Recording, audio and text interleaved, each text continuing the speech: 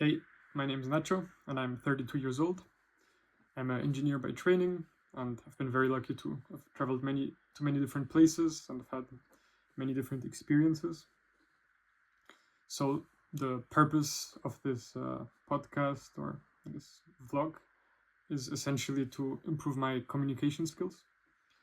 I think something that I think has been in the back of my mind for a couple of years now.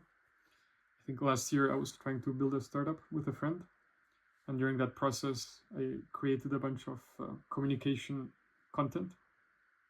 And so I would record myself, and it would take many iterations before I ended up with something that I was happy with.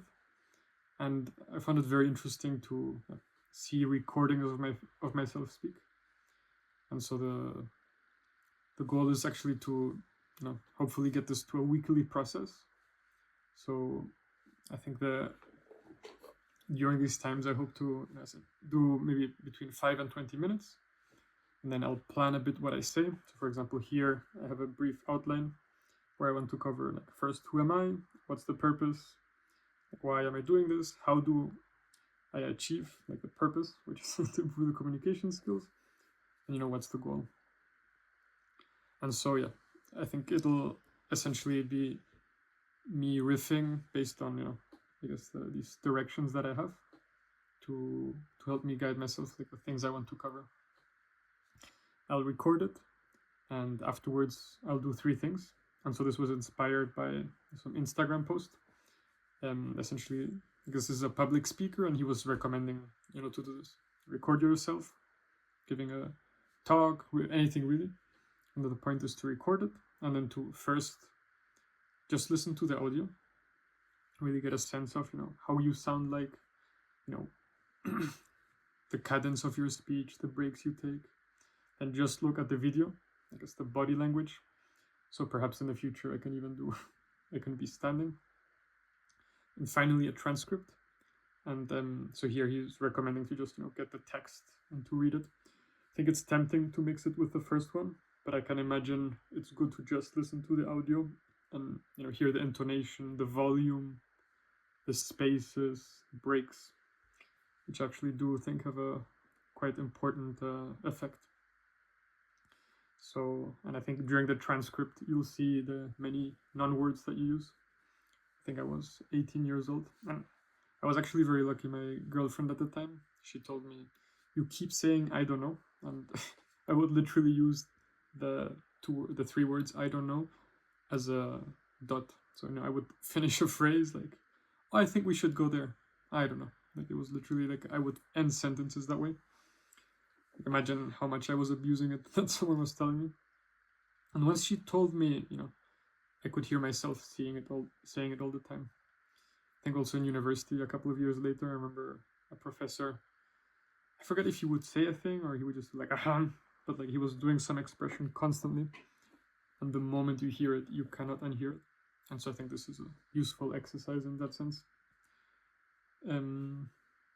Yeah, I think perhaps another thing that anyway, scrap that.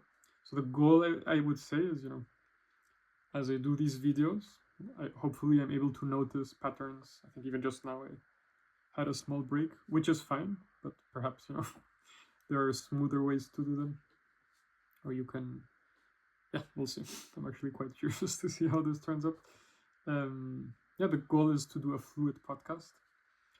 I have a sense that, in addition to those small fixes that you can do, another one is probably related to like your self-awareness. So as I record this, it's somehow harder to do because I'm looking at this, at the phone. I can see both cameras, and I think in a way I depend a lot on feedback from another person, which I think is a good thing. But I think it's still interesting to sort of become natural at just speaking with the screen, because then it'll be just, yeah, actually I don't know where I'm going with this, but I have a sense just becoming more comfortable at speaking in front of the screen will prove useful.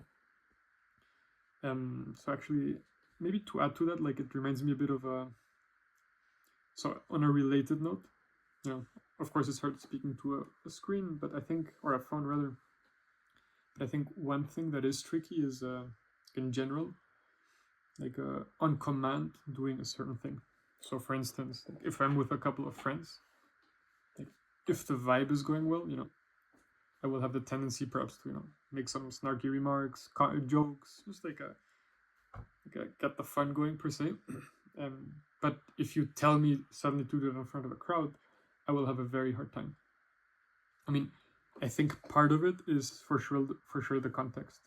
I'm with my friends, I'm comfortable, I'm building. Well, I'm not literally building, but like implicitly, I'm able to build up to that. With the momentum and everything. And so it helps you to get there. And so I think perhaps this is a similar element. Like there are situations where when I'm with friends, I think I can, be maybe even good at storytelling or telling. I don't know. I'm able to articulate well what I want, but it's not always the case. Like I'm quite sure, as I rewatch this, there's going to be many like pauses. I'm gonna be visibly stuck, and I think part of it is that problem. Like I'm not in the flow, and so I think it'll be interesting to, as part of the process, like learning to get into the flow on command. I think at the end, in a way, it's maybe impossible to do. Like you just like it's a natural thing, but I do think there's a sort of a momentum to get into it. So like you at least make it easier. Like you never know if it's gonna happen, but like there's a higher chance. Like I imagine even if you're very good, there's moments where like it just really isn't working. And I want to connect that to, I guess, that anecdote I was saying of like being with friends and making jokes, like comparing, with a great comedian. Like they can just on command, they go to a new show, they kill. And I think part of it is really just having it dialed down, really knowing like what levers to press, what to do.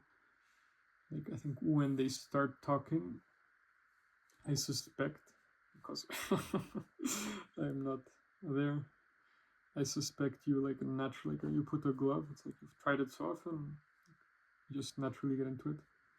And so my hope is, at least, in front of my iPhone, to get to some form of flow, to improve, just in general, I guess, my cadence, the breaks, speed. Maybe I should go slower, maybe faster, my body language. No, I think I'm actually quite looking forward to it. And something actually I find quite interesting. So I think I have a watch in front. I don't know if I didn't look exactly when it started, but maybe like 7-10 minutes ago. It's very interesting. I feel like there were moments I was briefly on a flow state, where at least I felt I could talk without effort. Like the words were just coming out. I could feel moments where I was feeling awkward. I was aware that I didn't know what to say, and that created a pressure, and it's suddenly sort of like two wheels getting jammed, like the machine isn't working. I think had I tried this a couple of years back, I would have struggled a lot. I think the fact that last year I was doing some of these recordings, like for the startup, it certainly has helped. But yeah, I'm actually quite happy that I didn't get as much stuck as I thought I would. So yeah, I think I've more or less covered the purpose of this podcast. So maybe I can briefly talk about the things that I think that I would like to cover or hope to talk about. So I think probably the biggest, or like a big part of my life right now is I guess what Carl Jung called the process of individuation. And so I think this he defines as the process of becoming who you truly are. And so for me, this has meant a lot of different kinds of work, especially last year. I started to get a bit more serious about Buddhism, so I did some Zen meditation that I found in my local city in Lausanne. I talked for the first time for a therapist that was very useful. Then I went to a psychedelic retreat where I was able to do ayahuasca in the Peruvian jungle, which was also an amazing experience. And so I think and I think in addition to that, reading, speaking with friends, I think I would love to share that with others, and funnily enough with myself. And at least I found when I write, when I journal, sometimes if I go in if I go in a certain flow state where I'm just like writing based on what I'm feeling, I will really surprise myself with things that I write, which I find quite interesting. I think even when thinking it's possible. So I'm hoping, by sort of not improvising, but like by just riffing based on ideas, I will learn more about myself. I think it's related on that note. Somehow this is something Alan Watts talked a lot about, is our conscious attention is a bit like a lantern. It's always focused somewhere. And so it can only look at a finite volume. If we sort of take a metaphor as in like just the visual world, and it's maybe just seeing a picture, maybe a house, and this could maybe mean more than that. So for example, wishes, desires you have, and at any given time you're only seeing a bunch of them. You're not always able to see like the whole. And so I forgot where I was going. But so I think this will actually be a very good one as well. Like I think to force myself to not do too long of a tangent, because I think once a month I will notice myself sort of losing myself and like the story I'm telling. So I think this will involve either shortening it or maybe putting as part of the story, there's sort of like an anchor post or reminder for myself, like what is the point? But yeah, okay, I remember now. This is probably a technique to just like bullshit talk. So while you're saying stuff you can remember, which actually now happened. So what I remembered is what the thing that I actually wanted to say, which is so while I'm talking, right, or while I'm writing, I think the interesting thing is like I maybe start with a certain subject that I wrote down, but like as I explore the subject, it's a bit like you follow this lantern, and so you might actually surprise yourself with things you say, because like you end up in places like you knew about but you hadn't visited in a while. And I think sometimes it can be long enough that it feels like a new thing. And so I think that's quite valuable. And I think this is probably why it's so important to talk, to produce, to write, just because I think as I'm talking, for example, as I'm writing, I'm sort of developing a certain rationale. Like, oh, I thought this because of A, and then I came to B. And so whatever conclusion I come to or thought that arises, it has a solid footing like within me. Whereas perhaps if I'm reading a book, like I get a similar feeling of like, aha, but like that logic, that story is anchored somewhere else. So yeah, I honestly feel like, at least I've journaled much more this year than I've had in the past. I found this quite useful to solidify certain understandings, and but yeah, so I think that was a big tangent. So like one of the topics I'd like to explore, sort of to go back, sort of this process of self-discovery, and this will involve a certain philosophy. I think in addition to that, something quite important that I learned earlier this year, actually in this retreat that I went to, is the process of grounding. And this is something I quite liked. To be honest, I'm quite surprised that, I must have heard it at some point, but at least it never stuck, so I might as well never have heard it. So the process of grounding, so at least in this therapeutic context, but I think it's quite general, is the process of taking a concept, an idea, and really making it part of you, like grounding it to reality. So maybe a simple example could be like you read in a book like, oh, you shouldn't worry about what people say, because I guess there are many reasons for it, but let's suppose they say something like, oh, because ultimately they're words and they kind of influence your interior state, because of course there's like a connection between them because you hear that, but like at the end it is you who has that internal power, with an asterisk, because I think with your past and such, we might be triggered in a way, but we still have quite a lot of agency in how we react. And so I think what's interesting there, oh, now I lost again. Oh yeah, the grounding. So what's interesting about the grounding is like, okay, I read this thing, I'm like, aha, that's super interesting. But then, do I actually embody that? Do I actually learn something meaningfully in the long term? And I think the answer is, in general, no. At least for myself, I can speak. I think since I'm 18, 20, I think for a good 10 years, I read many self-help books about Buddhism, about, 7 Habits of Highly Effective People, all the populars. And for sure, in all of them, I was like, aha, that's exactly right. Wow, that makes so much sense. My life will be easier now. But it's very clear to me, based on like the life that happened at that time and subsequently,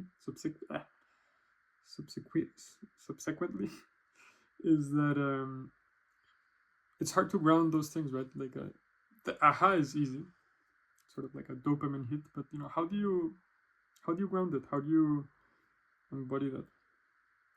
As I say this, I'm reminded.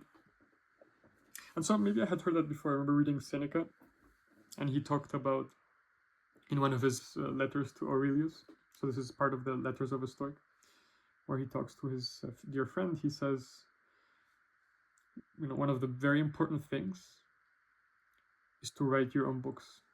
There's not that there's no merit, but like there's not much value, let's say, in just memorizing and just repeating a verse, a beautiful poem, a wise saying. What matters most is that you write it yourself. And it's funny because before I was saying I had never heard about this grounding, and actually this is not true. I had heard this from Seneca before, but I guess somehow it didn't click in that way. Like, I remember when I read it, I thought like, oh yeah, like you have to somehow, you have to write your own truths. You have to like think through them. Yeah, it's funny. Now that I think about it, like it should have been more clear. But I guess it's just another thing that you read and you're like, oh yeah, that makes sense, and it takes time to fully digest. Like I'm literally trying to think now, like, okay, I read it in the past. How is it that I was not integrating everything? I mean, I suppose after reading it, I was trying a bit harder, but it somehow clicked much more when I was at this retreat and someone said, like, okay, you've had this experience. It's great, but that's only like 20%, say, of the work that you came to do.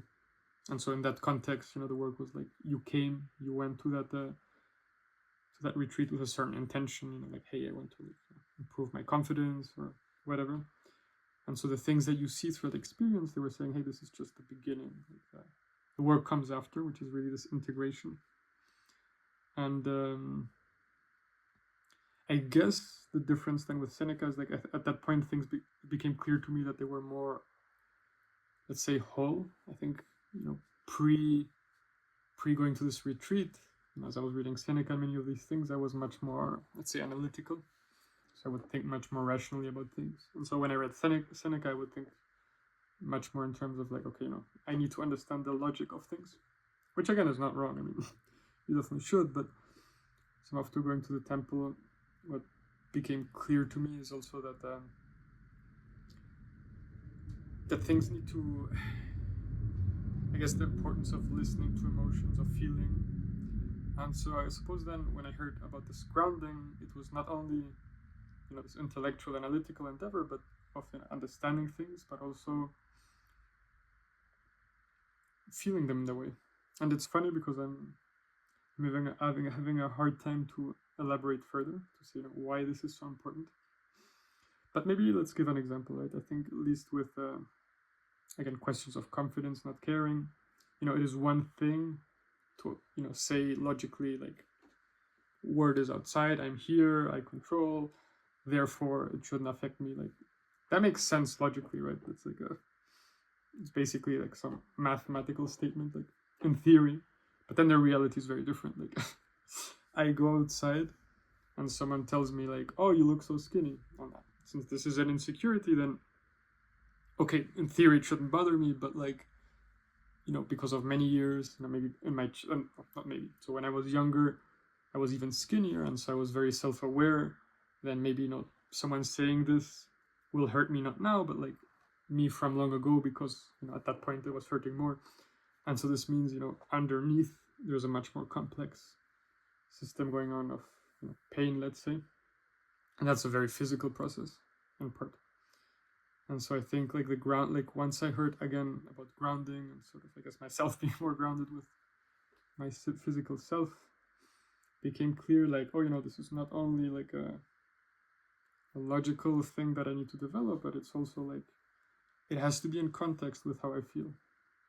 And this is then a longer story, because then the question also is like, okay, what are the shadows, or what is the traumas related to that insecurity? How do they physically manifest? How do you ground that? How do you integrate that? And that's a very complicated process, because when we're talking about the logic, writing our own books behind why we shouldn't care, it's easy. It's very like, it's logical. Like, you just need to think carefully about every variable. Who are the players for each player? What are the sensory experiences, thought, etc. How does it all fit in? And then logically conclude why it shouldn't bother you. But then this is kind of a problem, because real life is not at all like that. Like, there's a physical body. All of that is part too. And I think that process is much harder to explain. I think it really is an art. So I mean, I hope to. These tangents are very long. I was worried I wouldn't be able to talk for more than 5 minutes, and I think it's been quite a while now, which is good, because I think then I'll have more stuff to listen to and more to work on. But it's also bad because I will take more time. But yeah, to wrap up that last part, because I think it's interesting. So that's right, which means, sorry, I feel like I interrupted myself. This is something I hope to do better at, because I think I also tend to interrupt people. So hopefully, by interrupting myself less, I will thus interrupt others less as well. So I guess to finish on that front, I think this process of integration is it'll be interesting, I think, to discuss about, because I think it's always so different. It's how do you work with what you feel? I think people will say, "Oh, just lay down, listen to what you feel." I think it'll be interesting for me to perhaps share part of that process, just because I'm curious to see where that goes. So I think these are still part of this big topic of self-discovery. And I think maybe a last one would just be storytelling about funny things that happen, things that I'm reading, because I think those you also need to integrate in a way, like just to see how it fits within life. But yeah, I think that's more or less it. I hope you enjoyed. I think for me it's been interesting process. I'm really forward to seeing how this develops. I think it'll be very funny to be hello me of like 50, 60 years old. I think it'll be hysterical to look back and see that I had a certain ambition to do something, communicating better, and to then, you're welcome, me at 15 or 60. You can now enjoy the fruits of your past labor. And yeah, thanks everyone for sticking out. I think this is probably very rough, since it's my first time. And so yeah, props to you for sticking out. I hope it was interesting. I hope it's enjoyable. Please do stick around if you did like it. I'm very happy to receive comments of any type. Like if you think I dragged on too long in a certain place, or actually in the future, what would you be interested in listening? I think that could help me as well. I think I maybe covered many things. I mean, I think it was very focused on like the self-discovery towards the end. But yeah, based on what you heard there, if there's something in particular you'd be curious for me to develop, and I will gladly take that advice. I think thanks a lot and have a great day. Ciao, ciao.